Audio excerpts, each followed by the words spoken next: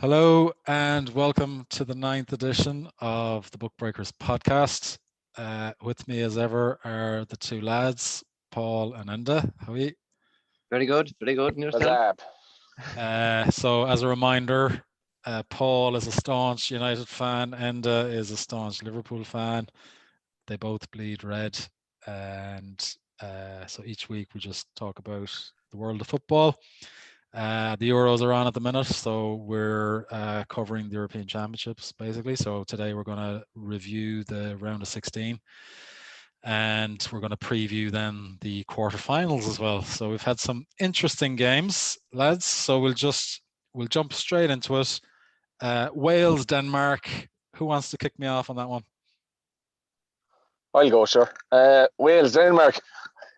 Wales got proven, well, they kind of surprised us in the groups, and then they just, to form, then they just disappeared.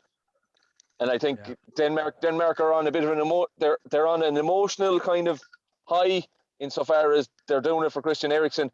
But I think in much the same way that Italy are free of depending on Totti, depending on Baggio, depending on Balotelli or someone. If they don't play well, they're out of sorts.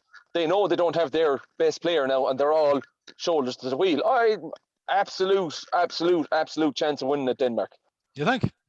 And I think before this tournament, I would have told you, Bale and Aaron, what's his name escapes me at the moment. Yeah, Aaron Ramsey were going to go missing. That's what they did all season at their clubs. They roast themselves for 2 games, and what did they do in this game? They went missing. Yeah, it kind of ended badly for them, the game. They lost a man and whatever. Paul, what was your view on it? I was a little bit disappointed with Wales. Really, I think very disappointed with him. But you made a good point about Bale. To be honest with you, I don't think he turned up for them at all in the tournament. He was disappointed. I thought Ramsey was good in the group games, but yeah, I don't know the hype kind of. There's always the build up with when the smaller teams. We said they were a little bit like Ireland, and it was a very sort of Ireland-esque exit, wasn't it? It was kind of hey, we qualified out of the group. Happy days. I think Enda might be right though. I mean, I wouldn't entirely rule out the Danes. There's something, football is a funny old game. These things have a funny way of kind of, the Eriksen thing could have totally flattened them. And I mean, losing that opening game to Finland was a big disaster for them, really. But they've turned it around. I think I'm pretty sure I heard somebody say in commentary that that's the first time that any team has ever scored 4 goals in back-to-back games in the Euros. Without your most creative player. Yeah, there's something probably about Denmark that. Yeah, the point Enda made there is definitely valid, I think, because the likes of Dahlberg and Damsgaard, have really sort of picked up the mantle. So definitely a dangerous team. I don't think anyone would want to draw them because they've nothing to lose now. And being Nordic, the mentality will be good, They seem to be fresh. I think a lot of the scoring, and you see the likes of the Spain game. I think a lot of it has to do with there's a lot of burnout there, and all the Danish players seem to be fresh. Yeah.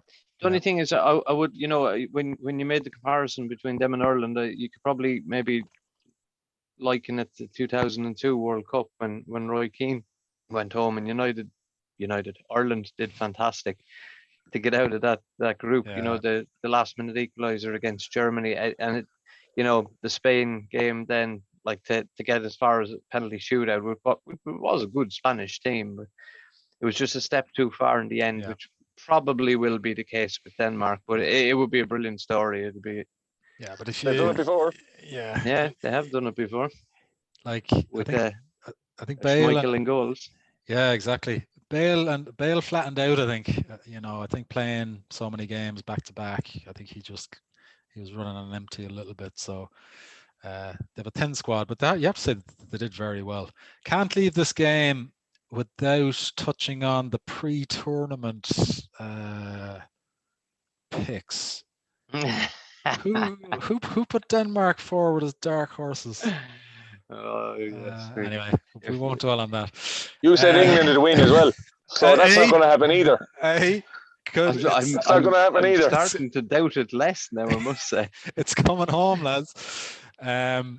Italy, Austria. Paul, do you want to kick us off on that one?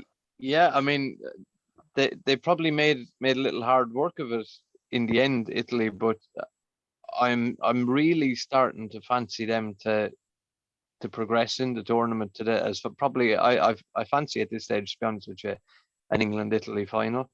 I just I've kind of not really seen much of the Italian team over the last few years, but if you look back at their statistics, I mean, Mancini's got them, to be a pretty much unbeatable side with not the array of talent that Italy have had in the past. Yeah. I think between 27 games unbeaten. Yeah, I think games unbeaten. Yeah, and that was the first goal they conceded in, I think it was 11 games. Yes. That's still haven't if you're conceded in 90 minutes. No, that is true. Yeah, that is true. It was an extra time goal, but yeah, I mean, Austria gave it a better go than I thought they would, but in the end, the Italians were too strong. And like I said, I've been very impressed with them. Yeah, and I think they have, like I said at the start, they're not looking to Baggio to have a good game. They're not looking to Totti to have a good game for them to pick it up. They're not looking to Buffon to raise the troops. There's a real kind of team spirit. Yeah. And like the two wing backs, they're doing what the English wing backs are just allergic to, and that's getting forward. And I suppose when you have two Rolls-Royce defenders there in centre half, you can afford to do that. Like the Italians will always defend, but now they're able to attack. Their midfielders are scoring, like you said, Paul, serious chance of winning it. Yeah. And great team spirit. They're not like the French turn on each other the minute someone looks sideways. Yeah. Happened again the last night. I think your microphones are hitting off the zip. Just okay. My apologies. No bother. Yeah. No need to disrobe though. No, that'll do now. But I thought we saw the beginning of the end for Italy, actually, because Austria are an organized team, like they can defend, and it's probably the first serious test Italy have had in that long run of games that they've had, or one of them anyway, and they didn't pass it. And to be honest, Austria probably should have won in normal time and would have, bar an inch being Arnautovic being offside by an inch. So not for me, but you never know. Like the further you get into these tournaments, then well, luck will come into it for somebody at some stage, Yeah. It's already coming into it for England with the draw. Yeah, there you go. Looks like they'll make the final, but we'll see. So moving on then, Netherlands, Czech Republic. Enda? Who saw that coming? Not me, unfortunately. They've the top scorer as well, don't they? Yeah. Schick? No, Ronaldo's got 5. Oh yeah, but Schick is. Yeah, I mean, I didn't even remember Ronaldo scoring 5 goals. I might have to. 2 of them were watch penalties. Them games back, like. Schick, it shows you how like inconsequential the actual games are. Schick's still in it. I mean, they're like, sure. Look at our teams of the season. Pat on the back there. In the Premiership, like Soufal wasn't too far off it, and Souček. So, like, throw Schick on top of that. They have a decent chance as well. Like, So I suppose the cream is coming to the top once we get out of the old muck stages, really, aren't they? But was it a red card game? Probably, yeah. I think it wasn't just that it was a red card. It was just such a key player as well. Yeah, it was especially when they were playing 3 at the back. Yeah. You have to feel like it probably was. That's it. What did you think was a red? I mean, he probably, he gave the ref a chance, I think, to send him off, and I'm not convinced he was the last man, really, but yeah. it's you one of know, them. You know, they Wide missed open, him in though. the opening game against Ukraine. You know, when they had it comfortably won, and then they let them back in, and they ended up winning the game in the end. But I think he's such a key player for them in such a key position that you could say the red But- card But decided the game. the thing about it is, if you were good enough to win the thing outright, you potentially would have reacted better to a red card than what they did. Like, you know, they didn't hold After out for 10 very long minutes, at was it all. 10, Like, 15 minutes? yeah, and I think the problems that were evident with De Boer, like there's a bit of trouble in the camp. When that red card came, that all came to the fore, I think, because they just fell apart really. Rumor has it that Louis van Gaal is coming out of retirement to retake the job. Louis? Yeah. Yes. Go on, Paul. So, Give us a bit of yeah. Louis there. Oh, no, I can't. Stand up and dive on the ground. Stand up and dive on the ground. I tell you Room what, isn't big enough. it was without question some of the most boring football I've ever Yeah. witnessed in my life. Yeah. Certainly at Man United, but for the sheer crack, he was the best manager I think Yeah. we've ever had. Yeah. Richard It was Smalling. brilliant. He was brilliant, man. Right. Let's move on then to Belgium, Portugal. Paul, do you want to go on that one? Yeah, I was a bit disappointed with that game, to be honest with you. I was disappointed. You know, it wasn't a fantastic spectacle. I actually think Portugal probably deserved to get something out of it. Portugal were my tips to win it. Absolutely. As I probably could have predicted, and maybe I did predict beforehand, Fernandez didn't turn up. You know, we've kind of spoken about him on a few occasions. That's, you know, Ad End is nauseam. an advocate for him not Bruno not turning up in the big games, and Yeah. certainly he didn't turn up in that one. He's greedy. Petulant. In fact, as a United fan, that's one of the things that annoys me most about him is this. You know, he'll get fouled and may or may not be a foul, and then he'll spend 10 seconds on the ground like moaning and arguing, not necessarily feigning injury, but just get on with the game. Get on with the game. Yeah. And he's got a lot to learn, but I think Portugal were a little unlucky not to get something out of that game. Belgium I wouldn't say they've been spectacular so far, but again, they're a dangerous team. Lukaku's in great form. In a bit of trouble though. Hazard is gone. Hazard is gone and possibly gone for the semi-final as well. Like, Eden Hazard. Yeah, he's I don't out. know was that off he's with such a big loss. Yeah, I don't know that he's such a big loss for them. he To be was honest coming into a with bit of form. Yeah, I think if anything, I think his brother seems to be slightly overshadowing him so far. Yeah. In the tournament. The brother's playing well, but like they'll miss him, and De Bruyne is carrying an injury as well. Now, whether that's a dead or kind of a tissue thing at all, they were discussing the type of ankle injury it was. Like, it all goes down to the swelling.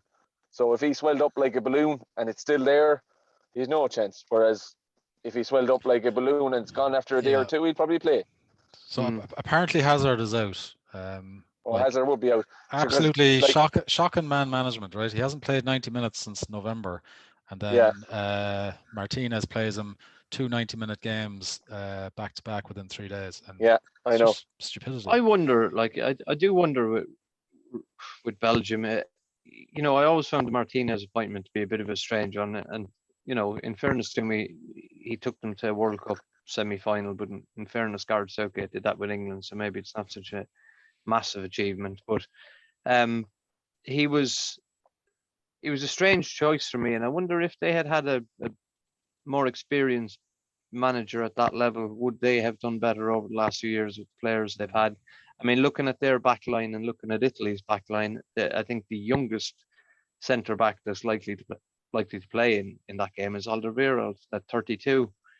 You know, I was stunned to see that Thomas Vermaelen was still playing. I was stunned to see he's still playing football. I know, I was stunned to see he was still alive.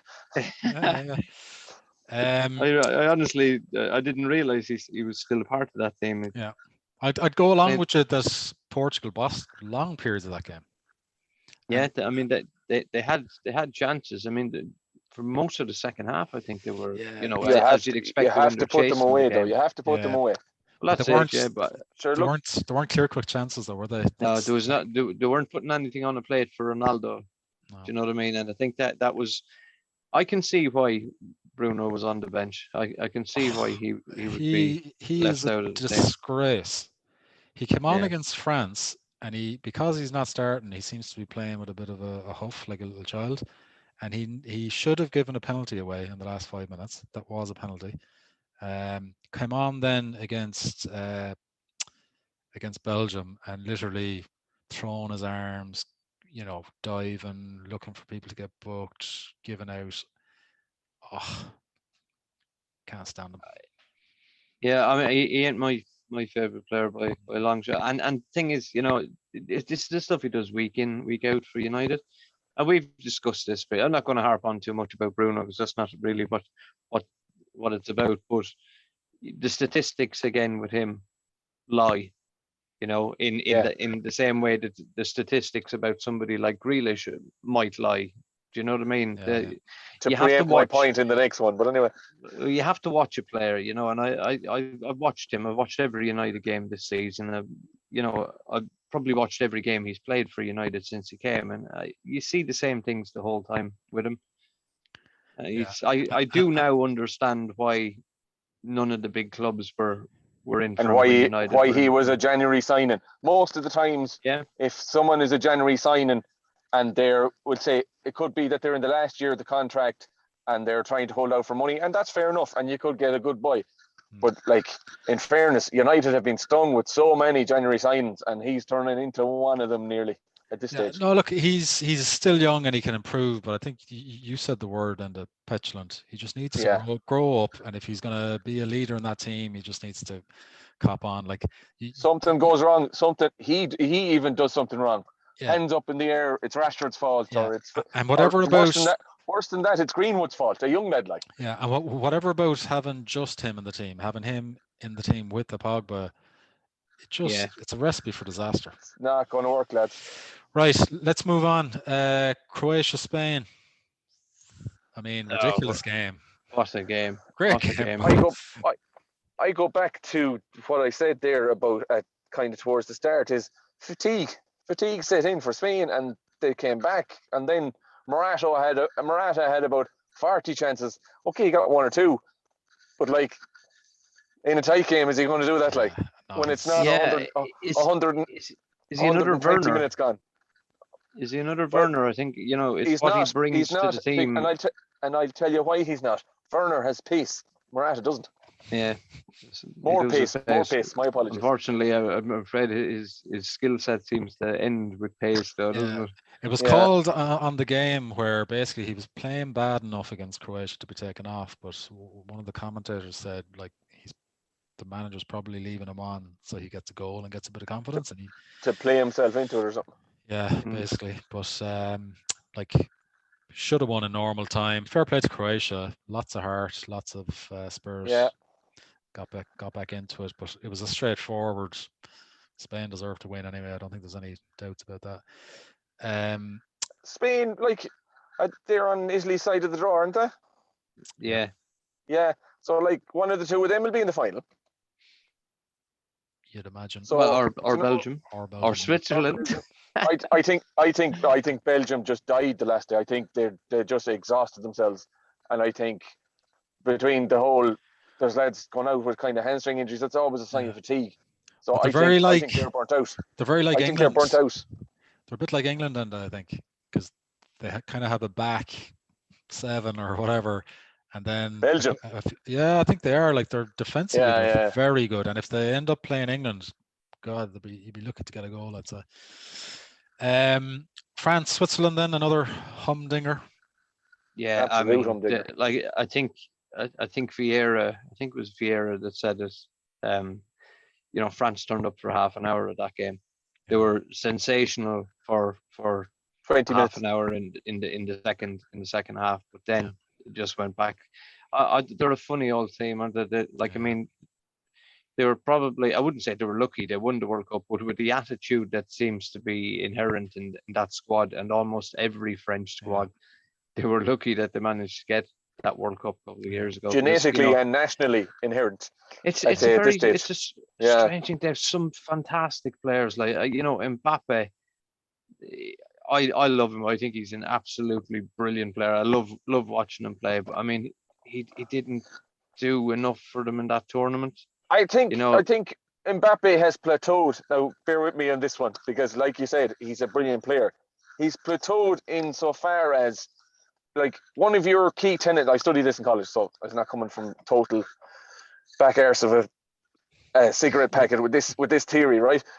So one of the key drivers for like leaders and all this is adversity and how they face adversity. Mbappe doesn't have any adversity. Yeah. They win the league every year with PSG. The only adversity they meet is in the semi-final or in one case, the final of the Champions League, and they lose. So, like, when it comes to nationally, he has no adversity either, except the last day, and he lost. So, is that a weakness in him? Is that something that maybe he could work on? Yes. He's still a great player, but that whole adversity it's part of your leaders, your winners.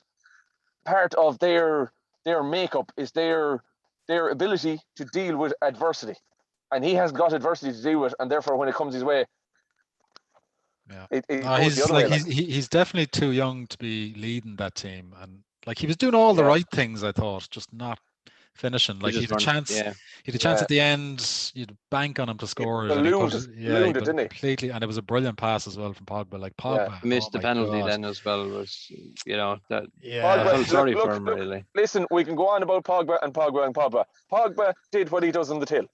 He did what he said in the team. He did what he does for every week for United, and they said it after the game.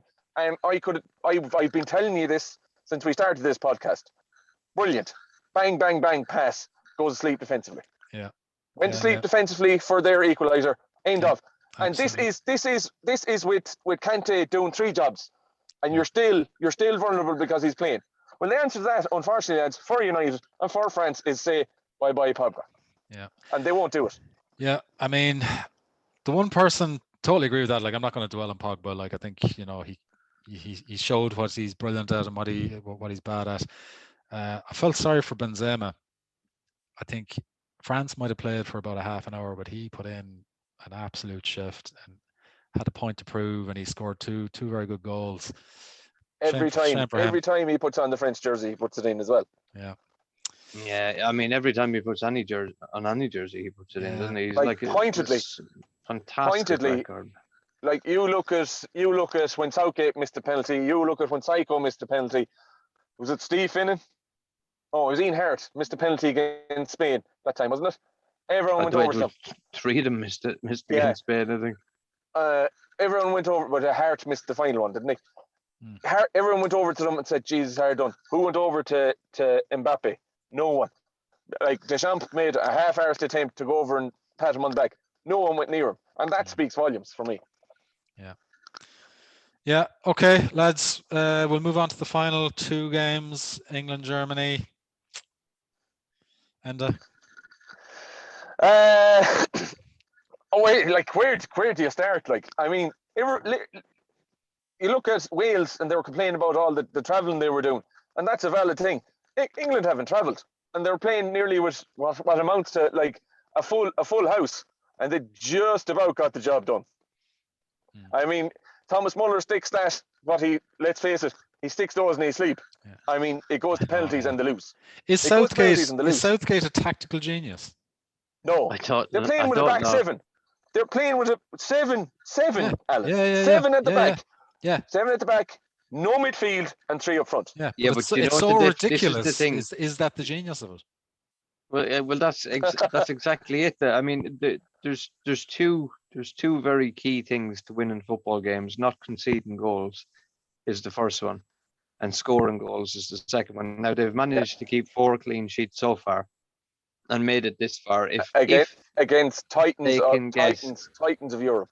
Well, I'm not. You can only beat what's put in front of you. But that's exactly what I was going to say. I'm not listening. I'm not an advocate for England winning the tournament. I'm starting to think it's becoming more likely, though. I think they've they're on the right side of the draw. And if that's just it could work out really well for them. It really could. Your face. You're saying is that a tactical? You're saying to me is that tactical genius? He's gone and done a total reverse swing on Jadon Sancho. Yeah. A reverse swing, Goran Eriksson. That's what he's done. Yeah. He's bringing the most attacking player in. So we'll explain what doing a Sven Goran Eriksson is to begin with, right? Doing a Sven Goran Eriksson, I'll bring the youngest player ever for England, and that'll be me. I'm the lad that ever brought the youngest player ever. Warren Gatland did it to Brian O'Driscoll. I'll do a Sven Goran Eriksson. What is that? I'll be the one to drop bod. Even though my granny could have played centre against the Australians and won. But I'll be the one to drop bod. Okay. So here we are in 2021, and he's gone and done a reverse Sven. Why a reverse Sven?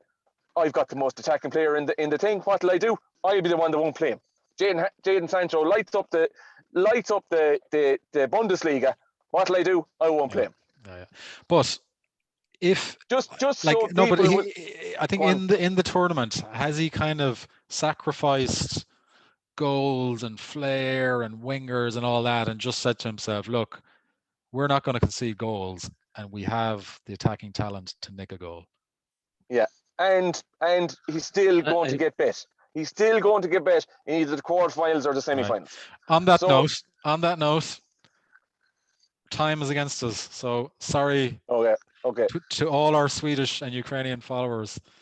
Terrible game. Oh my God! I can't believe nothing to say. 120 minutes.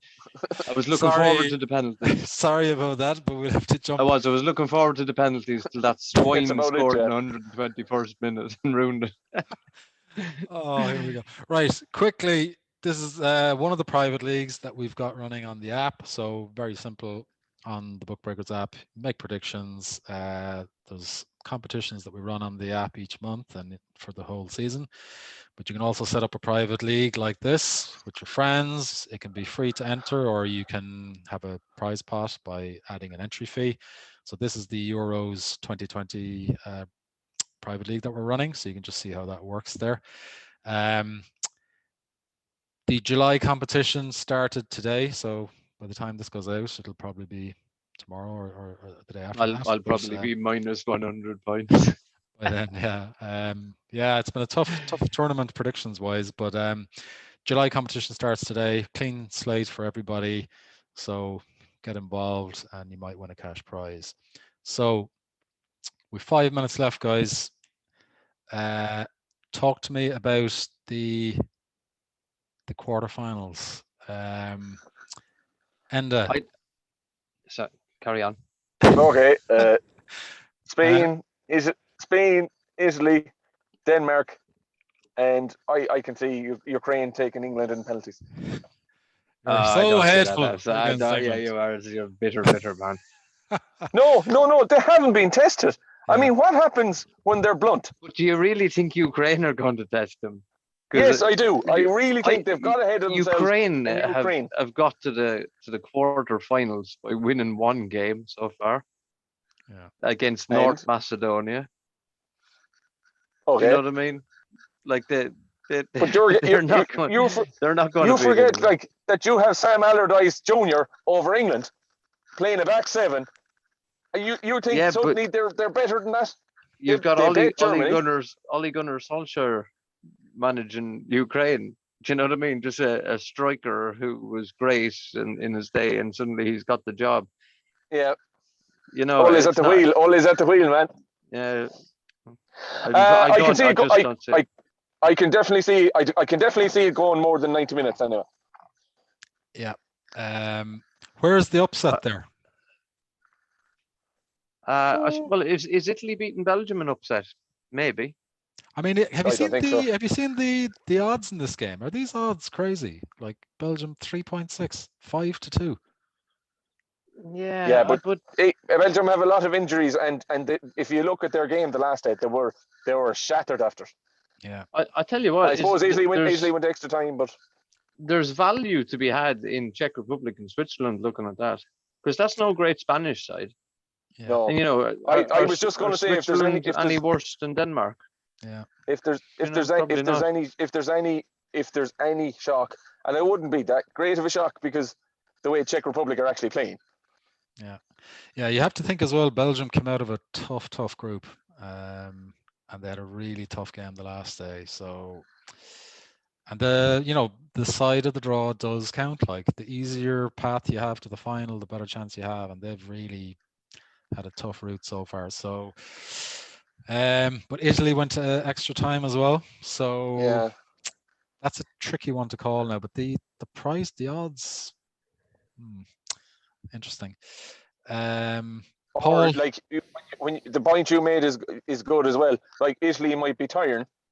Yeah, I could see a draw in that game. Italy might be tiring, and then you have Belgium, who will have your back seven, just like the tactical genius that is Gareth Southgate. Well, they've conceded 2 goals between them so far. Yeah. They've each conceded 1 goal so far in the tournament. Yeah. So there's an argument there for it Like, not being a whatever high team scoring game. Whatever is the freshest team, whatever team has the greatest energy, probably wins that game. And you're probably, given how Belgium are out on their feet, I'd say a draw on Italy in extra time. Italy have the momentum, I think. Yeah, they do. Yeah, momentum is massive in championships. So call it, Paul. Call your winners. I'm going to go for Switzerland. Purely because I think that Spanish side is overrated. So I think if there's going to be a shock, I think that will be the game. I'll go with Italy, Denmark, and England. There's absolutely no chance in hell that Ukraine are going to beat England. First away game for England, and they won't have any fans. If England had 3 players sent off, I still don't think Ukraine could beat them. They still have 7 defensive players. Massively underrating how ordinary this England team is. No. Listen, not for a second am I saying that England are definitely going to win it, but win the tournament, that is. But it's very, very possible. You know, they've a good route to the final. They will beat Ukraine. They should beat either Czech Republic or Denmark. Then it's just 90 minutes, isn't it? And anything can happen. Do I want them to win it? Do I want them? I'm not sure I could answer that question 100%. I think it'd be good to be living over here, which I do, if they were to win it. If I was living in Ireland, I wouldn't want them to win it. Yeah. Okay, lads, we'll have to call it there, I'm afraid.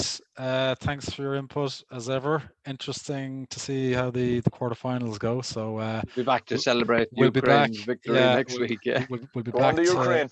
We'll be back to check it all out next week and look forward towards the semis. So until next time. It's quality games anyway. That's the main thing, isn't it? It is indeed.